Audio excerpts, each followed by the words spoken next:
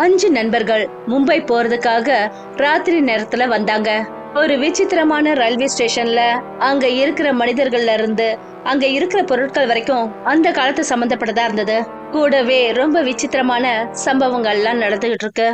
ரோனித், எனக்கு என்னமோ இந்த இடத்துல இருக்கிறது சரியா படல. வாங்க இங்க இருந்து போயிடுவோம். எனக்கும் தான் இங்கே இருக்க பிடிக்கல. ஆனால் இந்த சமயத்தில் இங்கேருந்து எப்படி திரும்பி போகிறது? ஒரு ஆட்டோ இல்லை, கேப் இல்லை. அப்புறம் மாதவும் அந்த ட்ரெயினுக்குள்ளே ஏறி காணாமல் போயிட்டான். எனக்கு தெரிஞ்சு நாம் எந்த அளவுக்கு யோசிக்கிறோமோ அந்த அளவுக்கு நமக்கு டென்ஷன் தான் ஏற்படும். ஒரே ஒரு வழி தான் இருக்குது. அடுத்த ட்ரெயின் வர வரைக்கும் நாம் இங்கேயே காத்திருப்போம். அதில் ஏறி இங்கேருந்து நம்ம போயிடுவோம். அதே மாதிரி கடவுள் நினச்சார்னா மாதவ கூட நமக்கு அடுத்த ஸ்டேஷனில் கிடச்சிடுவான். அவங்க எல்லாரும் இப்போ ஒரு பெஞ்சில் உட்காந்துக்கிட்டு ட்ரெயினோட வரவுக்காக காத்துக்கிட்டு இருந்தாங்க. கொஞ்ச நேரத்துக்கு முன்னாடி அவங்களுக்கு நடந்ததெல்லாம் ரொம்பவே பயங்கரமா இருந்தது. ஆனா நடந்த விஷயங்கள் எல்லாத்தையும் அவங்க ரொம்ப பெருசா எடுத்துக்கல. டிக்கெட் கவுண்டருக்குள்ள இருந்த அந்த ஆளு தன்னோட ரேடியோல பயமுறுத்துற மாதிரி பாட்டை போட்டு போட்டு அவங்க மனசுல இருந்த பயத்தை இன்னும் அதிகமாக்கிட்டு இருந்தான். அப்பதான் அவங்களுக்கு ஒரு சத்தமான குரல் கேட்டுச்சு. அதுல அவங்களுடைய கவனம் அந்த பக்கமா போயிடுச்சு. சமோசா வாங்கிக்கங்க, சுட சுட சமோசா. எனக்கு ரொம்ப பசிக்குது, உங்களுக்கும் சமோசா வேணுமா? அப்போ ரோஹித் வேண்டான்னு சொல்லி தலையை அசைச்சான். அப்புறம் மேகனா அந்த சமோசாக்காரர்கிட்ட போனா. அங்கிள், 2 சமோசா கொடுங்க. இந்த அம்மா. மேகனா அந்த சமோசாவை வாங்கிக்கிட்டு அவர்கிட்ட 20 ரூபாய் கொடுத்தா. அம்மாடி, உங்ககிட்ட சில்லறை கிடையாதா? அங்கிள், இதுக்கு 20 ரூபாய் கொடுக்காம வேற எவ்வளவு கொடுக்கறது? அந்த மனுஷன் ரகசியமான முறையில அவளை உத்து பார்த்துட்டு என்ன சொன்னார்னா, இந்த 2 சமோசா 1 ரூபாய். இவ்வளோ பெரிய காசு ஏன் கொடுக்குற? இத கேட்டதும் மத்த 3 பேரும் அவங்க இடத்த விட்டு எழுந்து நின்னாங்க. நீங்க ஒண்ணு பண்ணுங்க, மீதி பணத்தையும் நீங்களே வச்சுக்கோங்க. இத கேட்டுட்டு அந்த மனுஷன் ரொம்ப வேகமா அந்த இடத்த விட்டு புறப்பட்டு போனாரு. விசித்திரமான விஷயமா இருக்கு, இந்த காலத்துல 1 ரூபாய் யார்கிட்ட இருக்கும்? இப்படி சொல்லிட்டு மேகனா ஒரே ஒரு சமோசாவை எடுத்து வாயில வச்சா. அவளோட நாக்கே கெட்டு போச்சு. என்னாச்சு மேகனா? இந்த சமோசாவோட டேஸ்ட் பல மாசமா கெட்டு போன மாதிரி இருக்கு. இந்த சமோசாக்காரரை கூட அந்த இடத்துல எங்கேயும் காணோம். அவங்க 4 பேரோட அதிர்ச்சிக்கு எல்லையே இல்லாம போயிடுச்சு. அவங்க இப்ப 4 பேரும் அதே இடத்துல உறைஞ்சு போயிருந்தாங்க. கொஞ்ச நேரத்துக்கு அப்புறம் ட்ரெயின் வந்த போது அவங்களுக்கு உயிர் வந்த மாதிரி இருந்தது. ட்ரெயின் வந்துடுச்சு, வாங்க. ட்ரெயின்ல ஏறினதும் அந்த ட்ரெயின்ல இன்னொரு கதவை கேட்ட அவங்க ஒரு பொண்ணு தரையில உட்காந்துக்கிட்டு தன்னோட முகத்தை மறைச்சுக்கிட்டு அழுதுட்டு இருந்ததை பார்த்தாங்க. யார் இவ? எதுக்காக இப்படி அழுதுட்டு இருக்கா? வினித் அவளை நோக்கி போகிறதுக்கு தான் இருந்தான். அப்ப ரோனித் அவனை தடுத்து நிறுத்தினான். இங்க எல்லாமே ரொம்ப விசித்திரமா இருக்கு. நாம யாரும் அவகிட்ட எதுவும் பேசக்கூடாது. வாங்க போய் உள்ள உட்காருவோம். அவங்க 4 பேரும் கொஞ்ச தூரம் முன்னாடி போய் ஒரு கோச்சில உட்கார்ந்தாங்க. ஆனா வினித்துக்கு அவளை போய் பார்க்கணுன்ற எண்ணம் தூண்டிக்கிட்டே இருந்தது. நான் கொஞ்சம் வாஷ்ரூம் வரைக்கும் போயிட்டு வரேன். இப்படி சொல்லிட்டு தன்னோட இடத்துல இருந்து அவன் எழுந்தான். அப்புறம் அந்த பொண்ணு பக்கத்துல போனா. யார் நீங்க? எதுக்காக இந்த மாதிரி அழுதுட்டு இருக்கீங்க? செவந்த நேரம், அழகான முகம், கண்ல இருந்து வடிஞ்சிட்டு இருந்த கண்ணீர் கூட அவளோட அந்த அழகை மறைக்க முடியாம இருந்தது. அவளை பார்த்துட்டு வினித்தோட மனசுல ஒரு வித்தியாசமான நெருடல் ஏற்பட்டுச்சு. நீங்க எதுக்காக இந்த மாதிரி அழுதுட்டு இருக்கீங்க? நான் இந்த ட்ரெயின்ல என் புருஷனோட டெல்லிக்கு போய்கிட்டு இருந்தேன். நாங்க 2 பேரும் இந்த கதவு கிட்ட தான் நின்னுக்கிட்டு வெளியில இருக்கிற காட்சிகளை பார்த்துக்கிட்டு இருந்தோம். ஆனா திடீர்னு என் புருஷனோட கால்கள் தடுமாறிடுச்சு. அவரு ட்ரெயினை விட்டு வெளியில போய் விழுந்துட்டாரு. அப்புறம் அவரு இறந்துட்டாரு. உங்களுக்கு நடந்தது ரொம்ப மோசமான விஷயம். நீங்க ட்ரெயினை விட்டு இறங்கி அவரை தேடுறதுக்கு முயற்சி பண்ணலையா? நான் இந்த ட்ரெயினை விட்டு எப்ப இறங்கினாலும் மறுபடியும் இதே ட்ரெயின்குள்ள வந்து மாட்டிக்கிறேன். அது எப்படி முடியும்? இப்படி சொல்லிட்டு அந்த பொண்ணு ஓடிட்டு இருந்த ட்ரெயினை விட்டு வெளியில காலடி எடுத்து வச்சா. இல்ல. வினித் அப்படியே ஒரு நொடி அதிர்ச்சியாயி நின்னான். தான் கண்ணு முன்னாடியே ஒருத்தவங்க இறக்குறத பாக்குறது அவனுக்கு ரொம்ப பெரிய விஷயமா இருந்தது. இப்போ திடீர்னு யாரோ பின்னாடி இருந்து அவனோட தோல்ல கைய வச்சாங்க. அவன் திரும்பி பார்த்த போது அவனுடைய அதிர்ச்சி 2 மடங்காயிடுச்சு. அதே பொண்ணு நல்ல நிலைமையில அவன் முன்னாடி நின்றுட்டு இருந்தா. நீ எப்படி தப்பிச்ச? இதுதான் எனக்கும் புரிய மாட்டேங்குது. ஒவ்வொரு தடவையும் இந்த மாதிரி குதிச்சு இந்த ட்ரெயினை விட்டு இறங்குறேன். ஆனா இதே போல திரும்பி வந்துடுறேன். இத பார்த்துட்டு வினித்துக்கு வேர்த்து கொட்ட ஆரம்பிச்சது. ஆக்சுவலி அந்த பொண்ணு இறந்துட்டா. ஆனா அவளுடைய ஆத்மா இந்த விஷயத்த எக்ஸெப்ட் பண்ணிக்க முடியல. வினித் ஏதோ செய்ய போறதுக்கு முன்னாடி அந்த பொண்ணோட கண்கள் செவந்து போய் மின்ன ஆரம்பிச்சது. அவன் கத்திக்கிட்டு கதறிக்கிட்டு ரோனித், ரியா அப்புறம் மேகனா கிட்ட வந்து சேர்ந்தான். என்னாச்சு? நீ ஏன் இவ்வளோ பயந்து போயிருக்க? அந்த அந்த அந்த பொண்ணு அங்க உட்காந்துட்டு அழுதுட்டு இருந்தாலே, அது ஆக்சுவலா ஒரு ஆத்மா. அவ நம்மளை நோக்கி தான் வந்துட்டு இருக்கா. அப்பதான் அவங்க எல்லாருக்கும் அந்த பொண்ணு அழற சத்தம் கேட்டுச்சு. அவங்க பார்த்தபோது அந்த பொண்ணு அழுதுகிட்டே அவங்க கிட்ட வந்துகிட்டு இருந்தா. இப்போ அவங்களோட பயத்துக்கு எல்லையே இல்லாம போயிடுச்சு. ட்ரெயின் வேகமா ஓடிக்கிட்டே இருந்தது. ரியா பயந்து போய் ட்ரெயின் செயினை இழுத்தா. அப்புறம் ட்ரெயின் கொஞ்சம் மைல் தூரம் போனதுக்கு அப்புறமா நின்னுச்சு. வாங்க வெளியில போவோம். மற்ற 3 பேர் ட்ரெயினை விட்டு இறங்கிட்டாங்க. ஆனா அந்த பொண்ணு வினித்தை பிடிச்சிட்டா. அப்புறம் ட்ரெயின் வேகமா போயிடுச்சு. வினீத், வினீத்! அவங்க 3 பேரும் ரொம்ப தூரம் அந்த ட்ரெயின் பின்னாடியே ஓடினாங்க. ஆனா ட்ரெயினை பிடிக்கணுங்கிறது முடியாத காரியமா இருந்தது. அப்பதான் திடீர்னு ட்ரெயின்குள்ள இருந்து ஏதோ ஒண்ணு அவங்க காலில் வந்து விழுந்தது. இது என்னது? அவங்க எல்லாரும் ஒன்னா கீழே பார்த்தாங்க. அது வினித்தோட வெட்டப்பட்ட தலை. அதை பார்த்துட்டு ரியாவும் ரோனித்தும் ரொம்ப பயங்கரமா பயந்துட்டாங்க. சொல்ல போனா வெட்டின ரத்தம் கூட வராது. நம்ம கூட என்ன நடக்குது ஒண்ணுமே புரிய மாட்டேங்குது. அப்பதான் ரோனித் இங்க எங்கன்னு திரும்பி பார்த்தான். அவனுக்கு ஒரு விஷயம் மட்டும் விசித்திரமா இருந்தது. அவங்க எல்லாரும் ஒரு ஸ்டேஷன் கிட்ட வந்துட்டாங்க. நாம இப்ப எந்த ஸ்டேஷனுக்கு வந்திருக்கோம்? இங்கேயும் எல்லாமே ரொம்ப அமைதியா இருக்கு. இது அதே ஸ்டேஷன் தான் போல இருக்கு. இங்கதான் நாம ட்ரெயினை பிடிச்சோம். இல்ல, அப்படி இருக்காது. அவங்க 3 பேரும் அதிர்ச்சியாகி அக்கம் பக்கம் எல்லாம் சுத்தி பார்த்தாங்க. அப்புறம் ரோனித் என்ன சொன்னான்னா, வாங்க அந்த டிக்கெட் கவுண்டர் கிட்ட போய் கேட்போம். அவங்க 3 பேரும் டிக்கெட் கவுண்டர் கிட்ட போன போது அவங்களுக்கு இன்னொரு ஷாக் ஏற்பட்டுச்சு. இவரு அதே மனுஷன்தான். இவர்கிட்ட தான் அவங்க டிக்கெட் வாங்கினாங்க. அப்ப இதுக்கு அர்த்தம் அவங்க சுத்தி சுத்தி அதே ஸ்டேஷனுக்கு வந்துட்டாங்க. அங்கிள், நாங்க உங்ககிட்ட தானே இப்போதானே நாங்க டிக்கெட் வாங்கி அந்த ட்ரெயின்ல ஏறணும் இல்லையா? அப்புறம் நாங்க எப்படி இதே இடத்துக்கு திரும்பி வந்தோம்? நீங்க என்ன பைத்தியமா? அது எப்படி நடக்கும்? நான் இப்போதான் நீங்க ட்ரெயின்ல இருந்து இறங்கினதை பார்த்தேன். அப்புறம் நீங்க எப்போ என்கிட்ட டிக்கெட் வாங்குனீங்க? இதை கேட்டதும் அவங்க 3 பேருக்கும் தலை சுத்த ஆரம்பிச்சது. இங்க என்னதான் நடக்குதுன்னு யாரோ தயவு செஞ்சு சொல்றீங்களா? நாம எப்ப இந்த பிரச்சனைல இருந்து வெளியே வருவோம்? ஆனா எப்போ? ரோனித்தும் உள்ளுக்குள்ள ரொம்பவே பயந்து போயிட்டான். ஆனா 2 பொண்ணுங்களோட தனி ஆளா இத நினைச்சிட்டு தன்னுடைய தைரியத்தை அவன் விட்டுடக்கூடாதுன்னு நினைச்சான். இங்க பாருங்க, நாம் எல்லாம் காலையில விடிகிற வரைக்கும் இங்கேயே இருப்போம். எந்த ட்ரெயின் வந்தாலும் நாம அதில் ஏறக்கூடாது. எனக்கு என்ன தோணுதுன்னா, காலையில விடிஞ்சதும் இதெல்லாம் முடிஞ்சிரும்னு தோணுது. அதுக்கப்புறம் நாம் இங்கேருந்து புறப்பட்டு போயிடலாம். அவன் சொன்னதை கேட்டுக்கிட்டு 3 பேரும் அந்த பெஞ்சில் உட்காந்து காலையில விடியட்டோன்னு காத்துக்கிட்டு இருந்தாங்க. அப்போதான் ட்ரெயின் வர சத்தம் கேட்டுச்சு. ஆனா இந்த தடவை அவங்க ட்ரெயின்ல ஏறத்துக்கு முயற்சி பண்ணல. அப்போதான் வேகமான காத்துல கத்தி கேட்டே யாரோ வந்து விழுந்தாங்க. அவங்க பார்த்தாங்க, அது வேற யாரும் கிடையாது, அது மாதவ். அவனுடைய கழுத்துல வெட்டப்பட்டிருந்தது. அப்புறம் அவன் இறந்து போயிருந்தான். மாதவ்! இதை பார்த்துட்டு அவங்க 3 பேரும் கண் கலங்க ஆரம்பிச்சாங்க. அந்த டிக்கெட் கொடுக்கறவரு இப்பவும் அவருடைய இடத்துலயே அமைதியா உட்காந்துக்கிட்டு இருந்தாரு. இந்த முறை அவங்க 3 பேரும் ரொம்ப சோகத்தோட அவர்கிட்ட போனாங்க. உங்களுடைய இந்த ஸ்டேஷன்ல அப்படி என்னதான் நடக்குது? இங்க வந்து போற ட்ரெயின்ல எங்களுடைய நண்பர்கள் இறந்துட்டாங்க. ஆனா நீங்க இது எல்லாத்தையும் உங்க கண்ணால பார்த்திருந்தும் கூட ரியாக்டே பண்ணல. எதுவும் நடக்காத மாதிரியே இருக்கீங்க. எங்களுக்கு உதவி செய்ய யாரும் ஏன் கூப்பிட மாட்டேன்றீங்க? உங்களுக்கு என்ன பைத்தியமா? இதெல்லாம் பார்த்ததுக்கு அப்புறமா கூட நான் எதுவும் செய்யலைன்னு நீங்க எப்படி நினைப்பீங்க? ஏன் உங்களுக்கு கண்ணு தெரியாதா? இதை கேட்டுட்டு அந்த ஆளு தன்னோட கண்ணில் இருக்கிற கண்ணாடியை எடுத்தாரு. அப்புறம் அதை பார்த்துட்டு 3 பேரும் ஆடி போயிட்டாங்க. அவருடைய கண் இருக்கிற இடத்துல வெறும் கருப்பு குழி மட்டும்தான் இருந்தது. இதை பார்த்துட்டு அவங்க 3 பேருக்கும் இந்த ஸ்டேஷன்ல ஒரு நிமிஷம் இருக்கிறது கூட தங்களோட உயிருக்கு ஆபத்துன்னு நினைச்சாங்க. அவங்க 3 பேரும் ஓடினாங்க. அப்படி ஓடினாங்க, அவங்க திரும்பி கூட பார்க்கல. அந்த கார் டிரைவர் எங்கே இறக்கி விட்டாரோ அதே இடத்துல போய் நாம நிப்போம். அது வரைக்கும் யாருமே நிக்காதீங்க. அவங்க பின்னாடி அதே திசையில ஓடிக்கிட்டு இருந்தாங்க.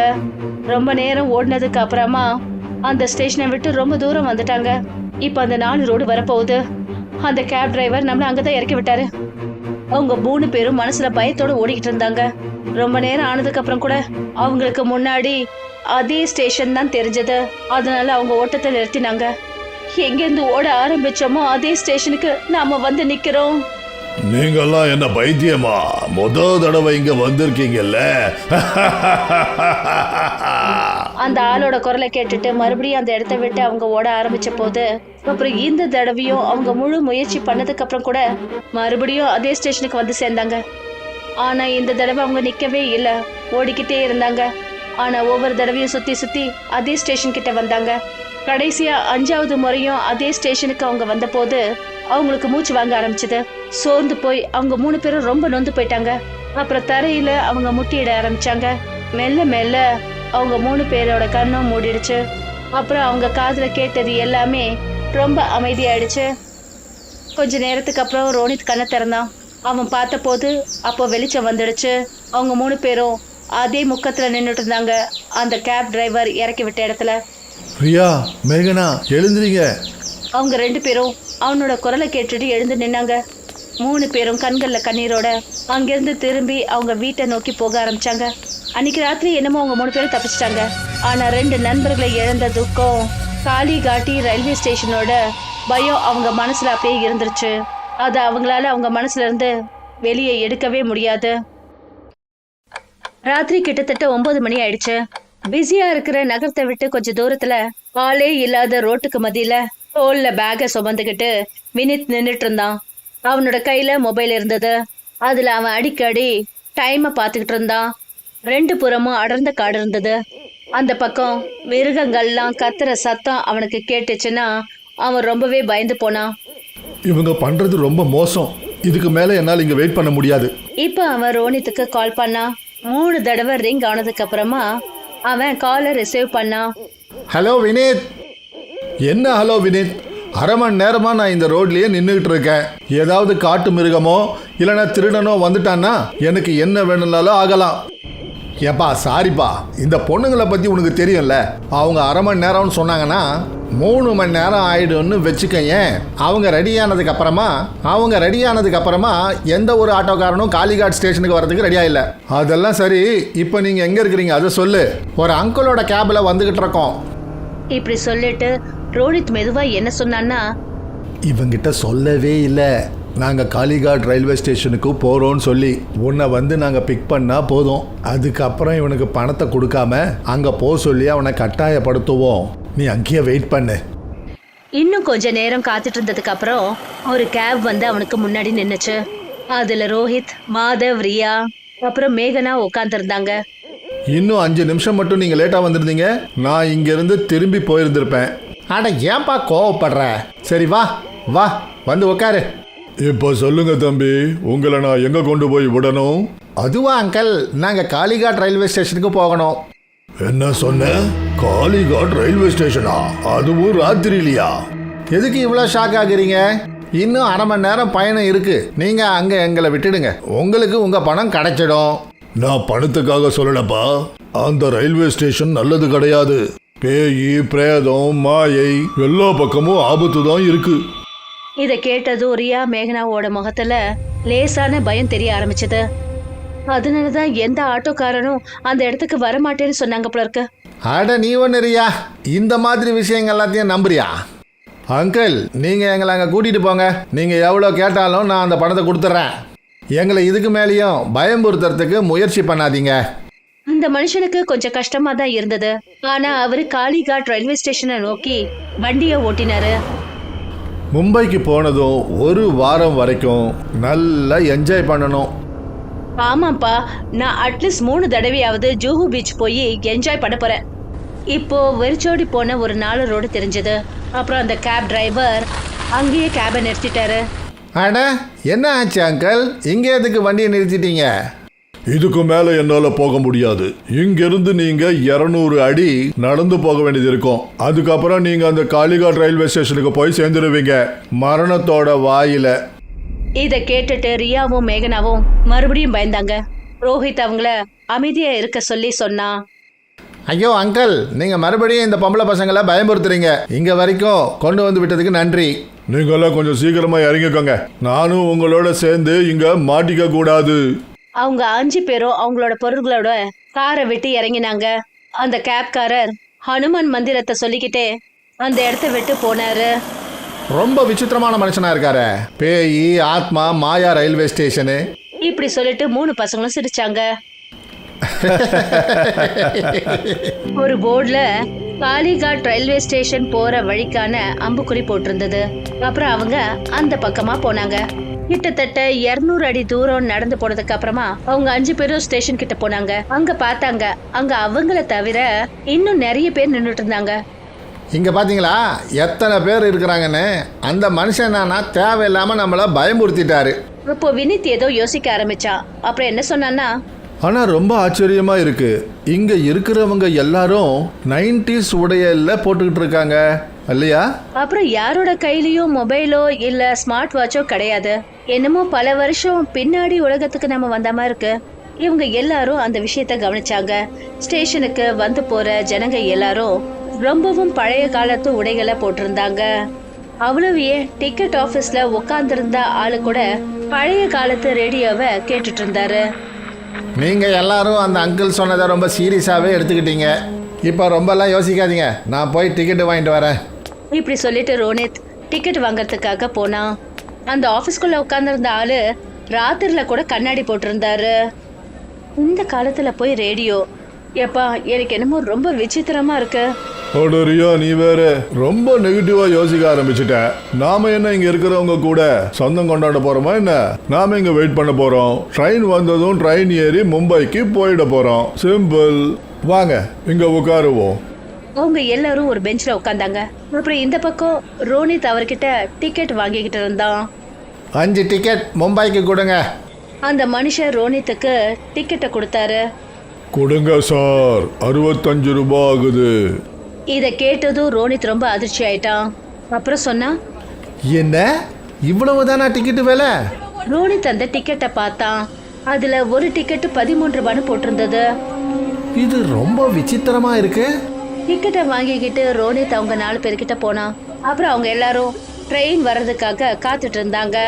அங்க இருந்த ஜனங்க யாருமே இவங்க மேல எந்த ஒரு கவனத்தையும் செலுத்தல. வினித் தன்னுடைய பேக்ல இருந்து காலி பாட்டில எடுத்தான். அப்புறம் சொன்னான், நீங்க எல்லாரும் இங்கே இருங்க, நான் போய் பாட்டிலில் தண்ணி நிறச்சிட்டு வரேன். எங்கேருந்து கொண்டு வருவ? அதோ அங்க இருக்குல்ல வாட்டர் கூலர். பிளாட்ஃபார்ம்ல இருந்து ரொம்ப தூரத்துல ஒரு பெரிய வாட்டர் கூலர் இருந்தது. அங்க வெளிச்சம் ரொம்ப கம்மியா தான் இருந்தது. நான் வந்துடுறேன். இப்படி சொல்லிட்டு வினித் தண்ணி பிடிக்கிறதுக்கு போயிட்டான். அப்புறம் ஒரு நிமிஷத்துக்குள்ள ஒரு ட்ரெயின் பிளாட்ஃபார்ம்குள்ள வந்தது தெரிஞ்சது. தேங்க் காட், ட்ரெயின் வந்துருச்சு. ட்ரெயின் நின்னதுமே 4 பேரும் ட்ரெயின்குள்ள ஏறினாங்க. அவங்களுக்கு ட்ரெயின்குள்ள ரொம்ப வித்தியாசமா தெரிஞ்சது. அதுல நிறைய பேர் உட்காந்துருந்தாங்க. முன்னாடி இருக்கிற கோச் காலியாக இருக்கும்னு நினைக்கிறேன், வாங்க. அவங்க 4 பேரும் ஒரு கோச் காலியா இருக்கிறத பார்த்துட்டு அங்க போய் உட்காந்தாங்க. அட சீக்கிரம் வாப்பா, ட்ரெயின் புறப்பட போகுது. இதோ வரேன். இப்பதான் யாரோ பின்னாடி இருந்து வினித்தோட கையை பிடிச்சாங்க. அப்புறம் அவன் திரும்பி பார்த்தான். அலறி சத்தம் போட்டான். டேய் வினித், என்னடா ஆச்சு உனக்கு? வினித் திடீர்னு இருட்டுல விழுந்துட்டான். அப்புறம் அவங்க பார்வையில இருந்து மறைஞ்சிட்டான். அட இந்த வினித் எங்கே போனா? வாங்க எல்லாரும் போய் பார்ப்போம். எனக்கு அவனை பற்றி தெரியும். நம்மக்கிட்ட அவன் கலடா பண்ணுறான். நம்மனால தானே அவன் இவ்வளோ நேரமா நடு ரோட்டில் நின்றுட்டு இருந்தான். அதுக்கு தான் அவன் நம்மளை பழி வாங்குறான். சரி நீங்கள் உட்காந்துரு, நாங்கள் போய் பார்த்துட்டு வரோம். இப்படி சொல்லிட்டு ரோனித், மேகனா, ரியா ட்ரெயினை விட்டு இறங்கினாங்க. அப்புறம் அவங்க பார்த்தாங்க, அந்த ரயில்வே ஸ்டேஷன் முழுக்க விரிச்சோடி போயிருந்தது. என்ன இது விசித்திரமா இருக்கு, எல்லாரும் எங்க போனாங்க? அட முதல்ல வினித் எங்கன்னு பாருங்க, மற்றதெல்லாம் அப்புறம் யோசிக்கலாம். அவங்க 3 பேரும் அந்த வாட்டர் கூலர் இருக்கிற இடத்துக்கு ஓடினாங்க. அங்கதான் வினித் தண்ணி நிறைச்சிக்கிட்டு இருந்தான். அவங்க பார்த்த போது வினித் அங்க பக்கத்துல இருட்டுல கீழே விழுந்திருந்தான். அப்புறம் பாக்குறதுக்கே வினோதமா இருக்கிற ஒரு ஆளு 4 கைகள் 4 கால்களோட நின்னுக்கிட்டு அவனோட முகத்தை உத்து பார்த்துட்டு இருந்தான். ஏய் யார் நீ? இதை கேட்டுட்டு அந்த ஆளு அவங்கள நோக்கி பார்த்த போது ஒரு நொடி அவங்க எல்லாருக்கும் ஷாக் அடிச்ச மாதிரி இருந்தது. அவனோட கண்கள்ல கருவிழியே இல்ல. அப்புறம் பற்கள் செவந்த நிறத்துல மின்னுட்டு இருந்தது. வினித் எழுந்துரு. அந்த ஆளு அங்க இருந்து மறைஞ்சிட்டான். ரோனித் வினித்தோட முகத்துல தண்ணீரை தெளிச்சான். அப்புறம் அவன் முழிச்சு எழுந்தான். எழுந்துருப்பா, ட்ரெயின் வந்துடுச்சு. நீ எப்படி மயக்கமாயி விழுந்துட்ட? தெரியலப்பா, அந்த பயங்கரமான ஆளு என்ன. அட சீக்கிரம் வாங்கப்பா, உள்ள உட்காந்துக்கிட்டே பேசிக்கிட்டே போலாம். அவங்க 4 பேரும் இப்ப ட்ரெயினை நோக்கி போனாங்க. ஆனா ட்ரெயின் அவங்கள விட்டு தூரம் போய்கிட்டே இருந்தது. இதை பார்த்துட்டு 4 பேருக்கு ரொம்ப அதிர்ச்சியா இருந்தது. ட்ரெயினோட வீல்ஸ் எல்லாம் அதே இடத்துல தான் இருந்தது. ஆனா ஸ்டேஷன் இருக்கிற இடம் பின்னாடி போய்கிட்டே இருந்தது. ட்ரெயினோட சக்கரங்கள் நகரவே இல்லை, பாருங்க, பூமி தான் பின்னாடி போய்கிட்டு இருக்கு. அவங்க 4 பேரும் மனசுல வித்தியாசமான பயத்தோட ட்ரெயினுக்கு பின்னாடி ஓட ஆரம்பிச்சாங்க. ஆனா பூமி ரொம்ப வேகமா பின்பக்கம் இழுத்துக்கிட்டே போச்சு. அட இவங்கெல்லாம் ஏன் பின்னாடி போயிட்டு இருக்காங்க? ட்ரெயின் இன்னும் கிளம்பவே இல்லையே. இப்ப மாதவ் தன்னோட இடத்துல இருந்து எழுந்தான். அப்புறம் அவன் ட்ரெயினை விட்டு இறங்க நினைச்சான். ஆனா அப்பதான் யாரோ அவனோட கால்களை பிடிச்சிட்டாங்க. யார் அது? இப்ப ட்ரெயின் அவங்கள விட்டு ரொம்ப தூரம் போயிடுச்சு. மாதவ் அந்த ட்ரெயின்குள்ளேயே இருக்கான். இப்ப அவனோட நிலைமை என்ன ஆகும்? வாங்க அந்த டிக்கெட் ஆஃபீஸில் உட்காந்துருக்கிறாரு, அவர்கிட்ட பேசுவோம். அவங்க 4 பேரும் பயந்து போய் மூச்சு வாங்கிக்கிட்டே டிக்கெட் கவுண்டர்ல இருக்கிற அந்த டிக்கெட் கொடுக்கறவர்கிட்ட போனாங்க. அப்புறம் ரியா சொன்னா, அங்கிள் நீங்களே பாத்தீங்கல்ல, ட்ரெயின் வந்துச்சு, அப்புறமா இந்த பூமி தானாவே பின்னாடி போயிடுச்சு. அந்த ட்ரெயின்குள்ளே எங்க ஃப்ரெண்டு இருக்கான். இப்ப நாங்க அவனை எப்படி தேடுறது? உங்களுக்கு என்ன மூளை வேலை செய்ய மாட்டேங்குதா? பூமி எப்படி பின்னாடியே போகும்? அப்படிதான் அங்கிள் நடந்துச்சு. இவ்வளவு நேரம் இங்க நின்றுட்டு இருந்தாங்கல்ல, அவங்களும் திடீர்னு காணாம போயிட்டாங்க. அவங்க எல்லாரும் அந்த ட்ரெயின்ல கிளம்பி போயிட்டாங்க. நீங்க ஏதோ தப்பா நினைச்சிட்டு இருக்கீங்க. ட்ரெயின் வேகமா இங்கிருந்து புறப்பட்டு போச்சு. ஸ்டேஷன் கூட அதோட இடத்துல இங்க தான் இருக்கு. ஆனா நாங்க பார்த்தது அது எப்படி இல்லைன்னு மறுக்க முடியும்? அரை மணி நேரத்துக்கு அப்புறம் அடுத்த ட்ரெயின் வரும், அதுல ஏறுங்க. அப்புறம் அடுத்த ஸ்டேஷன்ல போய் இறங்கி உங்களுடைய நண்பனை தேடிக்கங்க. இப்போ என்ன தொந்தரவு பண்ணாதீங்க. அவர் சொன்னதை கேட்டுட்டு 4 பேரும் அதே பெஞ்சுக்கு வந்தாங்க. ரியா தன்னுடைய மொபைல் போனை எடுத்தா. நான் மாதவுக்கு கால் பண்றேன். ரியா கால் பண்ணணும்னு நினைச்சா. ஆனா அவளோட மொபைல்ல நெட்வொர்க் கிடையாது. என்னோட மொபைல்ல ஒரு பாயிண்ட் கூட நெட்வொர்க் இல்ல. ரோனித், நீ செக் பண்ணி பாரு. அதுக்கப்புறம் ஒவ்வொருத்தரா அவங்களோட மொபைல் போனை வெளியே எடுத்தாங்க. அப்புறம் யாருக்கிட்டையும் நெட்வொர்க் இல்ல. இது போல மாதவ் இன்னமும் ட்ரெயின்குள்ள தான் இருக்கான். அவன் பின்னாடி திரும்பி பார்த்த போது அவனோட காலை யாரோ பிடிச்சு வச்சிருந்தாங்க. அவனோட கண்கள் பயத்துல அப்படியே உறைஞ்சு போயிடுச்சு. அப்புறம் சத்தம் போட்டு கத்தினான். மாதவ் அவனுக்கு பின்னாடி என்ன பார்த்தான்? இவங்க அடுத்த ட்ரெயினை பிடிப்பாங்களா? அப்படி அவங்க பிடிச்சாலும் அவங்க சேஃபா இருப்பாங்களா? ஆக்சுவலா இங்க இந்த ஸ்டேஷன்ல நடக்கிற பேய் சம்பவம் ரகசியம் என்ன, இது எல்லாத்தையும் நீங்க தெரிஞ்சுப்பீங்க இந்த கதையோட அடுத்த அப்புறம் கடைசி பார்ட்ல.